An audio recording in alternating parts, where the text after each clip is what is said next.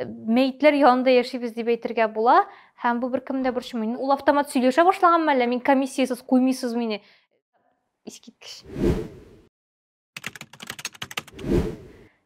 Сәлем, бүгінгі шығарылышта біз ауыл янында крематорий Россия халқының артык 2 триллионы һәм төнле кинотеатрда қошып қалсаң, нәрсә булачагы турында сөйләшербез. Хәзер тулырак.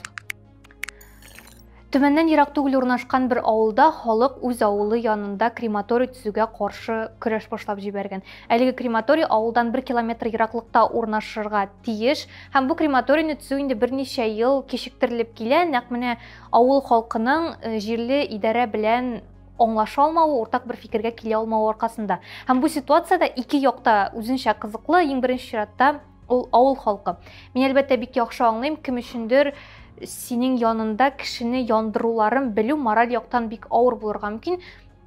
Хотя без яшибез бит инде зират янында, безнең һәр авыл сайын зират, шәһәрләрдә күпме зират, мәйтләр янында яшибез дип әйтергә була, һәм бу беркемдә борчымый. Яхшы монысы бу бәйләнү генә булды. Biz инде зиратларга елешкән, бу безнең мәдәниятнең бер мөһим аерылгысыз өлеше. Кремация кем өчендер әле яңа әйбер һәм кабул итү ягыннан катлаулы булырга мөмкин. Мин аны аңлыйм. Тик монда авыл халкы бу крематорийның нәрсә икәнен һәм ничек эшләвен без балаларга ничек аңлатырга тиеш дип белдерәләр. Бу менә икенче пункт, нәрсәгә крематорий төзергә ярамый бу авыл янында. Ничек инде ничек? Просто әйтәсең, менә кеше үлде, аны шунда яндыралар. Юк инде, былай гади генә әйтеп әйтмиләрдер инде. Мин әлбәттә балалар тәрбияләү өлкәсендә менә мондый түгәрәк, 0. Әмма миңа калса, балага ничәдер яшькә кадәр андый әйберләр турында сөйләмәү яхшырак, әмма бала аю акыл белән фикер йөртә башлагач, һәр яни индивидуаль хәл итәдер инде аны кайчан балага ул турында сөйләргә була. Һәм менә шул вакытта балага ипләп кенә моны аңлатырга буладыр. Тик башта үлемнең нәрсә икәнлеге турында, кешенең тәне белән нәрсә булуы турында күнгәннән соң сөйләргә кирәктер. Һәм моны куркыныч әйбер итеп түгел, табигый әйбер итеп аңлатырга кирәк. Һәм кремация турында да менә шулай җиңел генә аңлатып буладыр дип уйлыйм. Бала ул шундый ук кеше һәм аңа крематорийның нәрсә икәнен аңлатканнан гына аның психикасына зыян килергә мөмкин, яки үзен яки башкаларны яндырып башларга теләге барлыкка киләдер дип уйламыйм. Әгәр дә әти-әниләр белән аның мөнәсәбәтләре адекват булса һәм аның белән гомумән моңарчы ул баланы кеше төсле итеп, яхшы итеп, адекват бала итеп тәрбияләгән булсалар. Ярар, бу мәсьәләгә кагылдык һәм өченче халыкны иң нык борчыган әйбер ул экологиягә зыян һәм бу авыл халкына китерәчәк зыян. Менә монда мин бу халыкны тулысынча аңлыйм, әмма алар шулай ук әйтәләр, бу крематорийдан чыгачак төтеннәр һәм зарарлы матдәләр онкология барлыкка китерә дип. Әмма онкология барлыкка китерми торган нәрсә бар хәзер? Бу бәйләнүем генә мин аларның борчуларын аңлыйм. Һәм менә монда без килеп җиттек икенче ягына әлеге хәлнең, ул җирле идарә. Һәм менә бу иң зур, иң төп проблема. Чөнки әлеге җирле идарә вәкилләре халык белән сөйләшмиләр. Алай гына да түгел, алар халыкның фикеренә төкереп тә бирмиләр. Һәм нәкъ менә шуңа күрә шундый каршылыклар килеп чыга. Һәм миңа калса бу ситуациядә иң төп проблема, һәм бу ситуациядә гына түгел, безнең тирәлектә гомумән иң төп проблема ахрысы ул идарәнең өстә хакимияттә булган кешеләрнең башка кешеләр, гади кешеләр белән элемтәгә керергә теләмәүе, аларга күзләренә карап алар белән сөйләшергә теләмәүе һәм бик күп проблемалар, конфликтлар менә шуннан килеп чыга да инде. Хәзер акча турында, төгәлрәге Үзәк банк турында ике хәбәр. Беренчесе, Үзәк банк махсус автоматлар ярдәмендә халыктан тимер акча җыю белән шөгыльләнә башларга ниятли. Бу моны 2022 елга Россиянең аерым бер төбәгендә автоматлар урнаштырып, шул рәвешле халыктан тимер акчаларны җыю планлаштырыла. Ни өчен бу уйланылган? Чөнки Үзәк банк хәбәр итүенчә, ел сайын Үзәк банк тимер акчалар чыгаруга саны ягыннан бик зур заказ бирә, тимер акчалар чыга. Мисал өчен 2020 елда ул 1,3 миллиард данәдән артык тимер вак акча чыккан. Һәм ул акча чыгуын чыга, әмма аннары ул халыкка килеп эләккәч, аның күп өлеше аеруча вак тиеннәр халыкның акча янчыгында кирәксез булып, бер кая китмичә шулай әйләнеп йөри. Шуңа күрә Үзәк банк аны кире җыярга уйлаган. Бу бик нормаль әйбер шикелле инде бер карасан, чөнки без хәзер карталар белән эшләүгә күчеп бетеп барабыз әкренләп, һәм бу табигый. Әмма бу хәбәрдә менә мәсәлән минем тиеннәрдән җыелды 100 сумым. Мин аны илтеп бирдем. Миңа 100 сум бирәләрме? Ул акчаны түгәрәкләп кайтаралармы? Ул турыда хәбәрдә бөтенләй бер нәрсә дә юк. Бәлки мин дөрес аңламыймдыр бу әйберне. Әмма анда акча җыю турында гына сүз бара. Сиңа ул 100 сумны кире кайтаралармы, юкмы? Аның турында бер хәбәр дә юк, бер мәгълүмат та юк. Әмма комиссия булачак.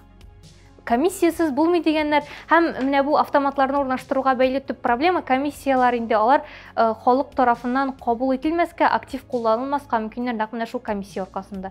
Минем менә исем китә, ул комиссияларны урнаштыру, ул Үзәк банкның үзеннән тормыш та, ул автомат сөйләшә башлаганмы әллә, мин комиссиясыз куймыйсыз мине, мин аннан башка эшләмим дип. Алар шулай дип әйтәләр. Анда комиссиялар бар икән, шуңа күрә, булмас инде, гафу итегез. Комиссия ул шундый бер ни кебек комиссия һәм налог җан иясе безнең Россиядагы айрым. Ул вообще хакимияткә бәйсез рәвештә яши һәм үзенең таләпләрен куя һәм аңа каршы беркем дә бер сүз дә әйтә алмый.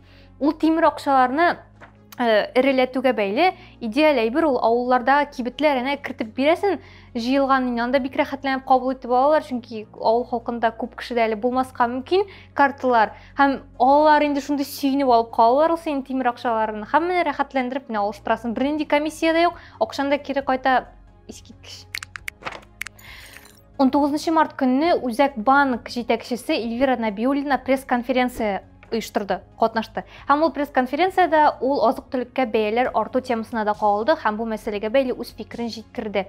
Эльвира Набиуллина сүзләренчә, менә һәм мин язган әйберне укыйм әле, чөнки мин үзем дә бу талап иттем монда. Бәяләр артуга спрос арту китерә. Спрос арта, чөнки халыкның артык акчалары барлыкка килгән. Ул артык акчалар каян барлыкка килгән дип уйлыйсыз?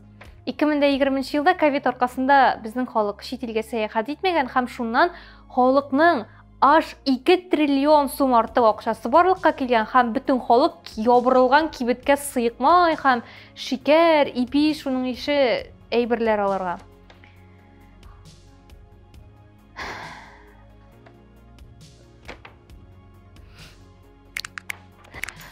Хәзер ялларны күңелле итеп үткәрү турында 2 хәбәр. Петербургта 2 гашыйк качып калып кинотеатрда төн уздырганнар. Анда алар попкорн ашаганнар, эчкәннәр, гомумән бик күңелле, рәхәт вакыт уздырганнар, барсын да әйтеп бетермим инде нәрсәләр эшләгәннәр. Кинотеатр администрациясе аларга нинди җәза чыгарган дип уйлыйсыз? Алар бу гашыйкларга мәхәббәт турында фильмга 2 билет бүләк итәргә телиләр. Чөнки алар сүзләренчә башта алар әлбәттә бик ачуланганнар, бик ачулары чыккан, әмма аннары уйлаганнар да, бу егет белән кызга романтика кирәк булгандыр.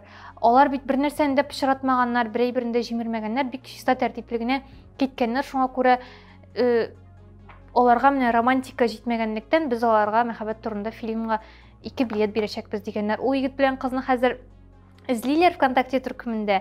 Аларның кире кайтулары икеле әлбәттә, әмма администрация өметләнә, алар өчен хәтта тулы бер сеансны, ябык сеанс әзерләргә телиләр, башкаларны кертмичә. Менә ни хәдер аларга сокланганнар буламы инде, нәрсә булган. Һәм бу вакыйгадан соң бу администрациянең шундый юмартлыгына сокланып, кызыгып, хәлефчиклар яңадан җыела башламасын өчен монда төн кунырга администрация вәкилләре әйтә, без хәзер тикшерүне арттырачакбыз, камералар буенча тикшерүне, эш сменасы беткәннән соң бүлмәләрне тикшереп йөрүне, залларны, шуңа күрә башка мондый хәл булмаячак дип көнләшмәгез инде кыскасы. Андый әйберләрне беренче булып эшләгән кеше генә молодец, калганнары инде менә җитешмәгәнсең икән. Алтай өлкәсендә 40 яшьлек ханым дуслары белән ял итеп кайткан вакытта молоковоз урлап киткән. Шулай күңел ачып кайткан вакытта ялгыз торган молоковозны күреп ала, анда ачкыч тыгылган була. Һәм авыл буйлап җилләп кайтырга дип шулай молоковозга утыра да авыл буйлап сәяхәткә чыгып китә. Әмма узак йөри алмый, чөнки ул утын өйменә килеп керә молоковоз белән.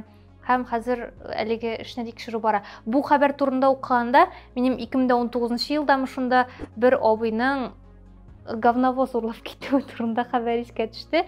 Әмма монсында Алтайда бу ханым просто ял итер өчен, күңел ачу өчен йөргән булса, бу абыйның нияте изгерәк, чөнки ул үзенең сөйгәне белән күрешергә теләгән. Ул хәтта 3 тапкыр шундый омтылыш ясап караган, икесендә дә барып җитә алмаган ул үзенең сөйгәненә, спойлер. Икесендә аны туктатып, аңа штраф сугалар, өченчесендә аңа 5 елга кадәр ирегеннән мәхрүм итү каралган, чөнки ул руль артында исерек килеш булган.